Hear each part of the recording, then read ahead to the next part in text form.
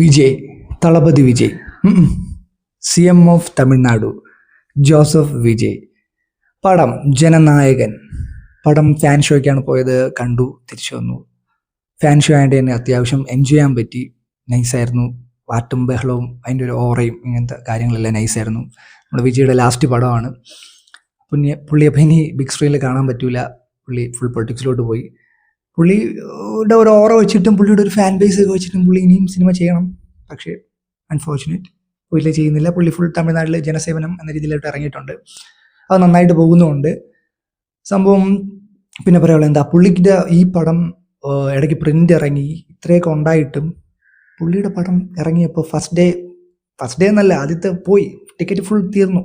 ആ ഒരു സാധനമാണ് പുള്ളി ഒരു എംപയർ ബിൽഡ് ചെയ്ത് വെച്ചിട്ടുണ്ട്. സിനിമയിലായാലും പുള്ളി തൊടുന്നതെല്ലാം പൊന്നാക്കുന്ന ഒരു വ്യക്തിയാണ് വിജയ്. ഇപ്പം പൊളിറ്റിക്സ് ആവട്ടെ, സിനിമ ആവട്ടെ, എവിടെ പോയാലും പുള്ളിയുടെ റീച്ച് ഈസ് ടോപ്പ്.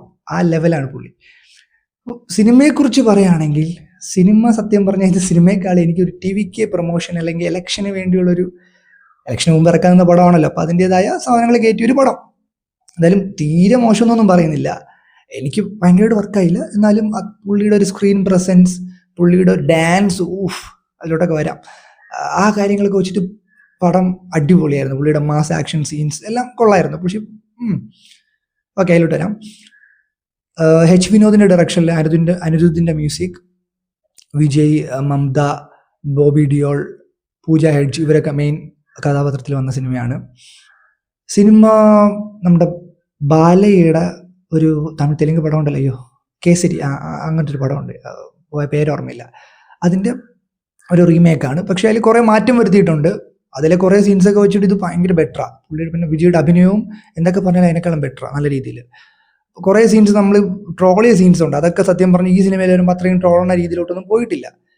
കുറേ സാധനങ്ങൾ വെറുപ്പിയിട്ടുണ്ട് സ്റ്റിൽ. പിന്നെ മമതയുടെ റോള് പറയുകയാണെങ്കിലും തെലുങ്കിൽ ചെയ്തു വെച്ചതിനേക്കാളും ഫാർ ബെറ്ററാണ്. പുള്ളിക്കാരി അത്യാവശ്യം നന്നായിട്ട് ചെയ്തിട്ടുണ്ട്, കുഴപ്പമൊന്നുമില്ല. നമുക്ക് അങ്ങനെ ഭയങ്കര വെറുപ്പിലായിട്ടൊന്നുമില്ല ചില സീൻസ് ഒഴിച്ച്. പിന്നെ വേറെ സിനിമയിലോട്ട് വരുമ്പോൾ സിനിമയുടെ സ്റ്റോറി കുറേ രീതിയിൽ മാറ്റം വരുത്തി. കുറച്ചുകൂടെ വലിയൊരു big world, big screen, international ലെവലിലോട്ട് സിനിമയെ കാണിക്കുന്ന രീതിയിലാണ് ഇതിലെ ഒരു സ്റ്റോറി പോകുന്നത്. ഒരു അന്താരാഷ്ട്ര പ്രശ്നം അല്ലെങ്കിൽ ഇന്ത്യക്ക് മൊത്തത്തിൽ വരുന്ന ഒരു സംഭവം, അതിനെ നേരിടുന്ന ഒരു ആൾ എന്ന രീതിയിലൊക്കെ ലാസ്റ്റ് ആകുമ്പോൾ പോകുന്നുണ്ട്.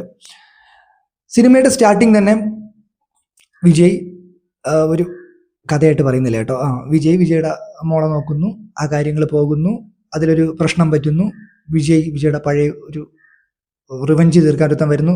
വിജയുടെ അടുത്തല്ല റിവഞ്ച് തീർക്കാൻ വരുന്നത്, ഇന്ത്യയെ നശിപ്പിക്കാൻ വരുന്നു. അതിൽ വിജയുടെ റിവഞ്ചായി വരുന്നു. അവസാനം അങ്ങനെ പടം പോകുന്നു.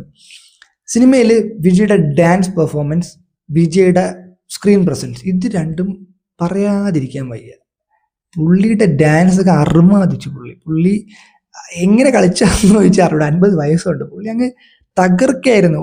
ഡാൻസ് ഒക്കെ പുള്ളിയുടെ ലെവല് അൺടച്ചബിൾ എന്ന രീതിയിലാണ് പുള്ളിയിൽ ചെയ്തു വെച്ചിട്ടുള്ളത്. പിന്നെ ആക്ഷൻ സീൻസ് ആവട്ടെ, അത് ആക്ഷൻ സീൻസിലും എഡിറ്റ്സ് കട്ട് നല്ല രസമുള്ള കട്ട്സ് ആയിരുന്നു.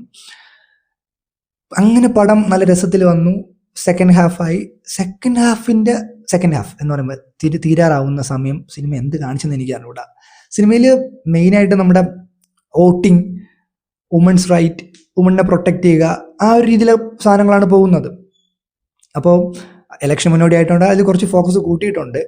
അപ്പം ഈ ഒരു രീതിയിൽ പോകുന്ന പടത്തിൽ ലാസ്റ്റൊക്കെ ആയപ്പോൾ ഇതൊരു എന്താ പറയുക, ഒരു RC വാർ, റിമോട്ട് കൺട്രോൾ വാർ എന്നൊക്കെ പറഞ്ഞ് കുറേ കാര്യങ്ങൾ ചെയ്യുന്നുണ്ട്. അതിൻ്റെ VFX, ഗ്രാഫിക്സ് ആവട്ടെ, പിന്നെ AI കുറേ, ഒരു സെക്കൻഡ് ഹാഫിൻ്റെ ലാസ്റ്റ് മൊത്തം AI ആണ്.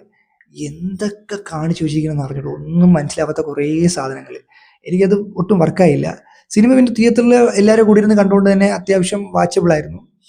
ഭയങ്കര സംഭവമായിട്ടൊന്നും തോന്നിയില്ല. പുള്ളിയുടെ ലാസ്റ്റ് പടമായിട്ട് കുറച്ചുകൂടെ ബെറ്റർ മൂവി കൊടുക്കാമായിരുന്നു, കുഴപ്പമില്ല. പിന്നെ ഫാൻസ് അവർക്കൊക്കെ എന്തായാലും ഇഷ്ടപ്പെടും, അങ്ങനത്തെ ഒരു പടമാണ്. ഒരു തിയേറ്ററിൽ പോയിരുന്ന് എല്ലാവരും ഒക്കെ ഇട്ടിരുന്ന് ഫണ്ണായിട്ട് വാച്ച് ചെയ്യാൻ പറ്റിയ പടം. ക്ലൈമാക്സ്, സെക്കൻഡ് ഹാഫ് ഒഴിച്ചു ചേർത്തിയ ബാക്കിയെല്ലാം അത്യാവശ്യം ഓക്കെ ആയിരുന്നു ഒരു പടം. അപ്പോൾ പുള്ളി ഇപ്പം തമിഴ്നാട്ടിൽ CM ആയി.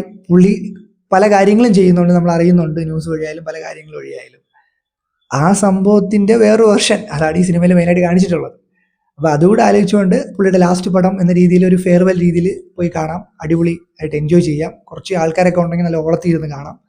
അങ്ങനത്തെ ഒരു പടം. എനിക്ക് പേഴ്സണലി പടം ഷോക്കായിരുന്നു, സെക്കൻഡ് ഹാഫൊക്കെ. അല്ലാതെ ഓക്കെ എന്നൊരു പടം, ഇത്രയേ ഉള്ളൂ.